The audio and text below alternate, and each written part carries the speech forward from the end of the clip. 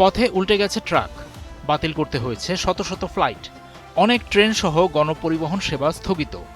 Typhoon ডলফিনের তাণ্ডবে এমনটাই এখন চীনের পূর্বাঞ্চলের পরিস্থিতি। প্রবল বৃষ্টিপাতে অঞ্চলটিতে জীবনযাত্রা স্থবির হয়ে পড়েছে। ঝড়টি দুর্বল হয়ে পড়ায় কিছু শহরে গণপরিবহন আবার চালু হয়েছে বলে জানা গেছে। ৯ আগস্ট রবিবার জেজিয়ান প্রদেশের উপকূলে ২ বার আছড়ে পড়ার পর ঘূর্ণিঝড়টির শক্তি কমে গেছে।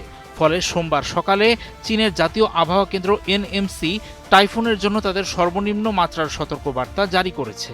তবে এনএমসি সতর্ক করে দিয়েছে যে পূর্ব ও মধ্য চীনের কিছু অংশে পরবর্তী ২৪ ঘন্টা ভারী বৃষ্টিপাত অব্যাহত থাকবে। চীনের রাষ্ট্রীয় সম্প্রচার মাধ্যম সিসিটিভি জানায়, কর্তৃপক্ষ ১০ আগস্ট জেজিয়াংয়ের পূর্ব ও দক্ষিণাঞ্চলের কিছু অংশের জন্য সবচেয়ে মারাত্মক আকস্মিক বন্যার সতর্কবার্তা জারি করেছে। সাংহাইয়ের প্রধান দুটি যাত্রীবাহী বিমানবন্দরে ৯৪৩টি ফ্লাইট বাতিল করা হয়েছে বলে বিমানবন্দর কর্তৃপক্ষ এক অনলাইন পোস্টে জানিয়েছে। অর্থনৈতিক এই রাজধানীটিতে স্থানীয় অনেক ট্রেন সহ গণপরিবহন সেবা স্থগিত করা হয়েছে। জেজিয়াংয়ের নিংবো আন্তর্জাতিক বিমানবন্দর দুপুর থেকে আবার ফ্লাইট চালু করার কথা। তবে তারা সতর্ক করে বলেছে, টাইফুনের প্রভাব এখনও পুরোপুরি কেটে না যাওয়ায় কিছু ফ্লাইট দেরি বা বাতিল হতে পারে। ৯ আগস্ট কিছু ট্রেন চলাচল বন্ধ রাখার পর প্রাদেশিক রাজধানী হাংজৌ সোমবার সকালে সাবওয়ে সেবা আবার শুরু করেছে।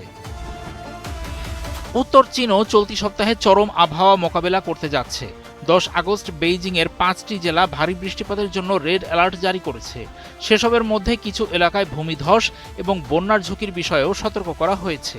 সপ্তাহান্তে টাইফুন ডলফিনের কারণে সর্বোচ্চ সতর্কবার্তা জারি করা হয়েছিল, যার ফলে ১,০০০-এরও বেশি ফ্লাইট এবং হাজার হাজার মানুষকে সরিয়ে নিতে হয়েছিল।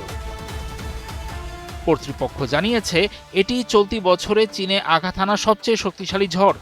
গত মাসেও চরম আবহাওয়া দক্ষিণ ও মধ্য চীনে বিপর্যয় সৃষ্টি করেছিল। দক্ষিণাঞ্চলীয় গুয়াংসি অঞ্চলে টাইফুন মাইসাকের প্রভাবে সৃষ্ট ভয়াবহ বন্যায় ৩৯ জন প্রাণ হারান।